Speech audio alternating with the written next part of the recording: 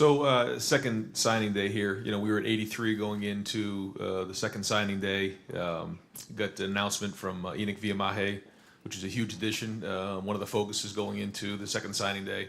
Commitment in the offensive line, really big to get him down the stretch. And then we'll be waiting on one more here later today to make it 85. With that, I'd like to answer any questions you guys have. Open it up front row middle, Dave. Before I ask about recruiting, Ryan, we just met an impressive group of assistant coaches. Constructing your coaching staff, would you say it went about as well as you could have expected? Yeah, and there were times where you're recruiting the coaches even more than you're recruiting the players. And that was a big part of this. And so it's been a sprint to this point. Really haven't stopped. It's been a lot on the recruiting trail, but putting the staff together was a big part. Really excited about what we put together as a whole staff. Had a workout today early in the morning, 6 a.m. A lot of excitement. Guys were running around, and the coaches were a part of it too. So I really think the time spent was it wasn't easy putting it together. It really wasn't. There was a lot of time and thought put into this thing, and so really excited about it. On the recruiting trail, what's been the biggest challenge? I know you guys have finished strong with 2019. You're off to a good start with your next two classes. What's been maybe the biggest challenge for you guys so far? I think the biggest challenge was early on was getting to know everybody, and then when the staff got put into place, we still wanted those guys to make sure they built relationships with 2019s, and again the loyalty there was off the charts, and the families that we've made connections with and that we've recruited has been awesome, and then getting going with the 2020s. But when you look at what we've done here as a culture since August, this is the thing that I keep bringing up. Since August, with the coaching change, we've only had two guys leave the program, Keandre Jones and Tate Martell, and really one was a grad transfer, one was a quarterback. And so when you keep the retention like that, first off, it shows about the culture in a coaching change, but then also, it isn't about signing 27 guys because you're retaining guys. Guys want to stay in the program, and that's the strength of our team right now. Third row left, Dan. Ryan, you've obviously brought in Justin Fields from the transfer portal. There's been some reports that you guys might be looking at other guys on the transfer market as well. Just kind of what's your approach in terms of when you decide this program should pursue somebody that's in the transfer portal? It's ever evolving. To say I know where it's going to be in 2 to 5 years, I don't know that. But I know that we have to evolve with the times. And to be competitive, we need to be involved with that. So Mark Pantoni's had to make adjustments. He's had to really stay on top of that transfer portal and then evaluate who goes into that portal. And, it might be one of those things down the road where we have to have assign and designate a part of our recruiting department just towards that. And so we have to make sure we're adapting with that. We're very, very careful about that. It has to be a need. It has to be a fit. Because we spent a lot of time recruiting these kids ever since they've been freshmen, sophomores, most of them. And so we bring them into a culture that we really take seriously. And so to bring somebody in has to be a great fit. Justin is a great fit for a lot of reasons, and so we're excited about him. When Urban Meyer was the coach here, Ohio State really didn't bring in a whole lot of transfers to this program. Do you see that being something that could ramp up here, or is it still kind of just a last resort if you don't get the guys you need in recruiting high school players? Yeah, we want to recruit guys when they're freshmen, sophomores, guys who want to be Buckeyes and build relationships over time. We don't want to rely on that. However, since there's been such a change with this transfer portal, with grad transfers coming available, we have to be able to adapt, and we have to look at those things in order to be competitive, because at the end of the day, what matters is winning championships. Third row right, Rob. Rob Aller, Columbus Dispatch. Hey, I don't know if it's a difference in philosophy or a different way of doing things, but Justin Fields is featured. He's like the first guy in this video that you've put out. You must be very confident that he'll be eligible, A, and B. Did you hesitate at all, or is this just, we've got this guy, we're going to feature him? It started off when Dwayne made his announcement. That was hard on us. This is a guy that you expected to get 3 years out of, and developed him for 2 years. Got 14 games. That was hard. I mean, that took a little time to get yourself off the canvas on that one, because we thought we were going to get 3 years. We got 1. And so then you look at it, and for the program, you have to make sure that you have depth there. You got to make sure that you have at least 3 or 4 guys that are able to go play. And so we were in a tough spot. But when he became available, we investigated it, felt like it was a great fit.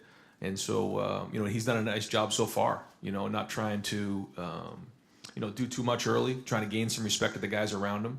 And then he's going to get into a competition this spring and see how it goes. Matthew's coming off of his knee injury. did a good job last year, but now it's going to be his opportunity to go after it too. So, Matt and along with Chris Chugnoff will also be the three guys in there. And so quarterbacks right now in college football is very sensitive. And so you just have to adapt to it year in and year out. There's no hesitation in promoting him, though, I guess is part of that, too. Is that just, do you have a final say on those videos and those type of things? And Yeah, I mean, everything goes through me. And sometimes it just by chance. But obviously we're excited about having Justin. Second row left, Ari. I've got a quick three here, Tim. Justin Fields didn't really go into so much about like who approached who first or how he got here, but he did say that the number one selling point, even before you guys spoke, was the fact that he could get to the NFL and get there quickly. I know when Urban Meyer first started here, he talked about how he hoped players would go after 3 years because it means things are going well.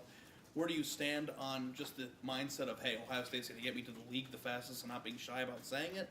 And what was that like during the recruitment process when you're trying to get him here? I mean, that's part of it. We don't apologize for developing guys, and to see Dwayne's development the last 2 years is pretty remarkable. So I think that's one of the selling points that we have. That's just one part of it, though, and being able to compete for a national championship, being involved with a culture like we have here, getting around our guys and feeling who we are as a team was also important. And so that's just one part of it. But for a quarterback, that is important for them. They want to be in an offense where they're throwing at the high efficiency that we did last year. We're throwing in in an offense where it's very pro style oriented, mixed in with the college run game with RPOs, and we think we're on the cutting edge that way. So it's exciting. That's the response we're getting from a lot of quarterbacks around the country as well. And that, mixed in with the other guys that are surrounding them, it's obviously very enticing. We've seen freshman receivers, both here and across the country, coming in and really changing teams from the beginning, just from a physical standpoint, being ready to go immediately. I know Garrett Wilson is somebody that you recruited intimately a long time, probably the highest rated receiver you guys have brought here in over 10 years. Just wondering, can you put in perspective just how good he is, and he is somebody that can come in and change a program immediately? The thing, first off, about Garrett is he comes from a great family, and he's a great person. When you get around him, he's magnetic. The second thing is he's amazing because he's a big-time basketball player, and he's never really spent time on just football. So his potential, as good as he is through the roof. Now he's got to go do it. So this is really the first time he's being challenged in the weight room. Coach Mick and his staff is, kind of all over him. He's already gotten better and made strides, but he's got a long way to go physically. That being said, his skill set is off the charts. His ball skills, the way he can adjust the balls down the field, his route running ability, his length is as good as I've been around. So how he does the next few weeks in the offseason program will be important, and then he'll have an opportunity to compete in the spring. And one last one.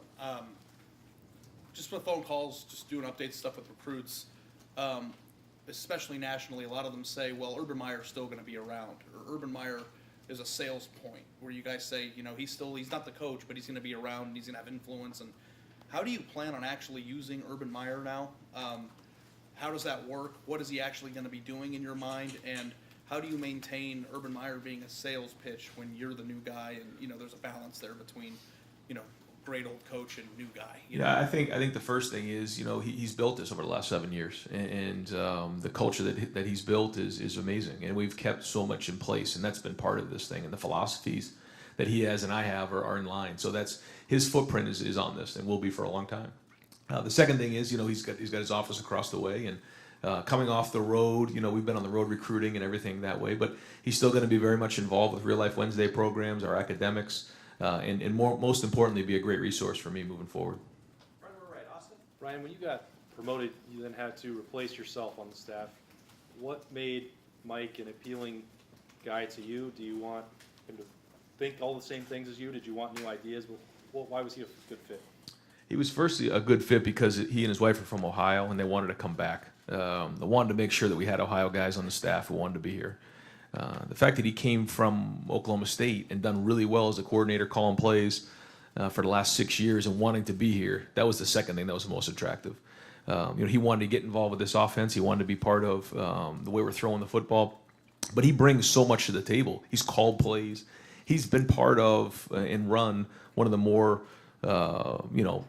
proficient offenses in college football the last 6 years. So I thought that was a home run on both ends. You talked about kind of learning the offense at the same time as Justin Fields.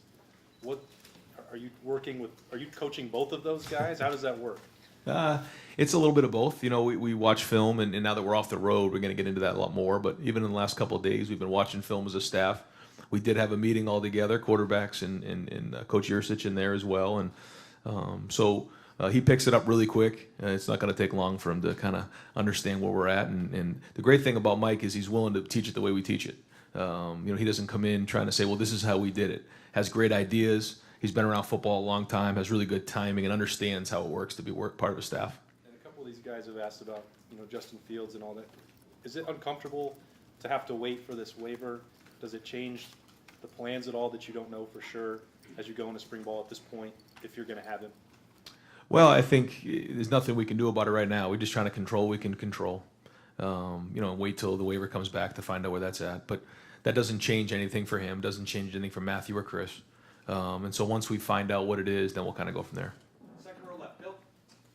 Ryan, Enoch has been on the record saying he wants to play a year and then go on a mission for 2 years.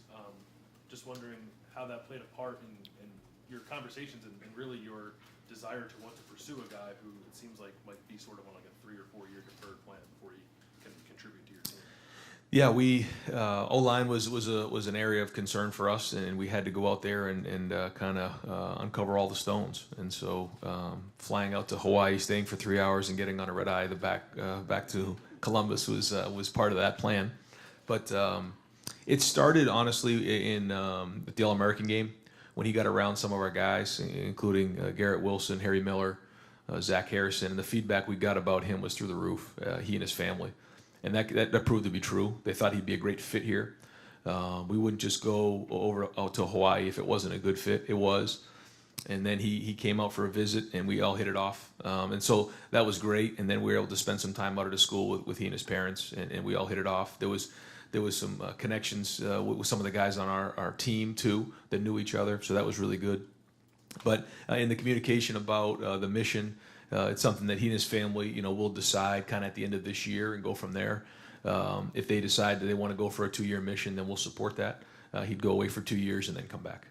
And your past quarterbacks, I think both Tate and Dwayne said that your offense, it takes a year to really feel comfortable. And I don't know how different that is from other offenses. But do you agree with that assessment that it does take time to get comfortable? And with that, how long do you think it would take Justin to get comfortable in this offense, assuming he's going to be your starter next year? I think that there's a lot of things that you save in the first year. I think it's all about what you put on a quarterback's plate. I think they can handle so much in the first year, and then as you get into year 2 and 3, they start to be able to take more on as it goes. And I think that's part of being a coach is understanding that. You look at what Lawrence did at Clemson this year. Early on, they were really careful with him and didn't expose him to a bunch. And I think that's part of having a young quarterback. One other thing I wanted to ask you, and I know you can't talk specifically about this, but you have a handful of offers out to sophomores in this state. I think more than Ohio State typically has to in-state sophomores. Is that, in your mind, more a reflection of just the talent in that class, or are you guys making a concerted effort to get involved and offer Ohio prospects earlier? Both. When I was here for the first signing day, I think the question was asked about Ohio offensive linemen, and I said that was going to be an emphasis, and it is. So we're all over that. That's from when we wake up in the morning to when we go to bed at night. And so that's not going to change. But it's also, there is great players in the state of Ohio. And so we're out there being aggressive and going after them. Have you gotten feedback from Ohio high school coaches about the timeline with which you guys recruit players in the state? And did that need to change at all in your mind? I think the conversation was just how much they appreciated our staff being out and getting to know all the guys in the area. Second row right, Bill. Bender. Bill Bender, Sporting News. I know last time we were here, you were talking about how Dwayne didn't necessarily want to wait for his turn, but he did, and it worked out and being developed here. So, with this transfer portal, everything that goes with that, how do you as coaches combat that urge to maybe push a quarterback's timetable up when they aren't ready versus, letting it happen with Dwayne? Is that the biggest challenge now? That is a big challenge, yeah. Again, I go back to kind of the way that Clemson did this year. They played a true freshman and just put him in there, and they were going to live with it, and it worked out for them. I think sometimes it's hard for those guys to wait. First off, it's hard to recruit a highly recruited guy and then recruit guys behind them. And then if they leave after their third year in the program, then it gets really hard. So, but that's the constant struggle of right now of college football in the quarterback situation. It's very sensitive, but to your point, that is a challenge. Well, for a place like this too, that's had, I think, three-way quarterback battles, I mean, as long as that, like the last 3 or 4 years, most of those years, besides JT, how do you see yourself and this coaching staff adjusting in the recruiting area with these 5-star kids that want to play right away? I think honesty is the best way to go. I think that it has changed in the last year. It's changed in the last 2 to 3 years, and it's changed in the last 5 years to the last decade. I mean, it's changing. And I think that 5 years ago when you could have guys stay in your program at quarterback, I think that's changed. Guys want to play right now, and the best way to combat that is to be honest in the recruiting process. To tell someone they're going to come in and play right away is not right. I think you have to be honest with them, tell them it's going to be a competition, and then there's no expectation problems when they get here. Front row left, Doug? Ryan, the passing game that you guys showed last year with Dwayne and those veteran receivers, Garrett Wilson was saying today that you talked with him at the very beginning of recruiting about what you thought this Ohio State passing game could be like even before last year, what you guys did with JT the year before. My question about that is this is this what this offense is going to be like? Dwayne's gone, veteran receivers are gone, but you would hope, plan, anticipate like the offense to pretty much look like what the offense looked like last year? Yeah, that's a great question, because the offense that we ran with JT and the offense that we ran with Dwayne is still the same offense. And what I mean by that is the plays are still the plays. The playbook is the play. Now, what plays do we emphasize is based on the quarterback, and always has been. The other part of it is, who's the best 11? Does it mean there's an extra tight end in this game? Does it mean there's an extra running back in the game? How does that fit? And so every year we'll put the best guys up on the board and figure out who those guys are. And then how does that match with what the quarterback can do? What makes him special? Clearly what made Dwayne special last year was his ability to throw in the pocket, especially downfield, and his accuracy. That made him special. What made JT special was his combination of being able to throw, run. He could do a great job in short yardage situations. He was durable, great decision maker, took care of the ball, and excellent in the red zone.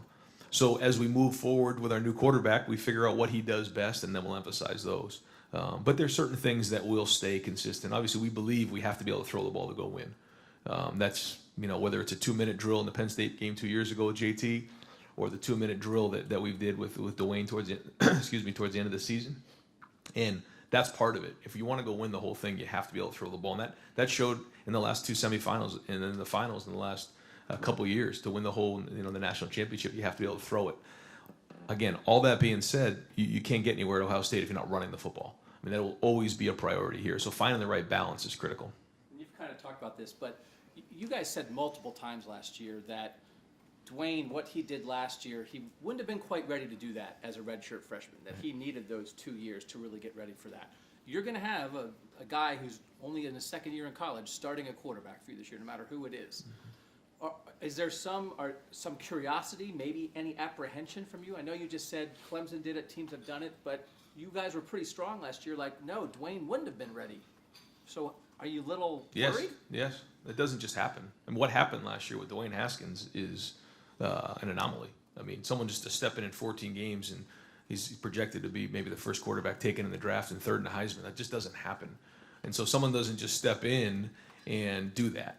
And so, no, I mean, the expectations are obviously that we're going to be really good and repeat what we did. But that's not just going to happen. It's going to take a lot of hard work, and it's going to take a lot of adjusting on the move, and guys are going to have to do a great job stepping up in all different areas. But no, it's one of those things. I mean, for me to sit back and look at what happened last year, it's really amazing. And I think, Dwayne may be one of those once in a lifetime. I think someone said he's one of 6 quarterbacks in the history of college football to throw 50 touchdown passes, and it's just amazing. So it's a new journey. Just like when we were sat here probably at this time last year and JT's gone, so what's next? There was apprehension then, but you just got to go, and that's the beauty of college football. And a different subject quickly. I know coaching is a business. Guys move around. That's the nature of the beast.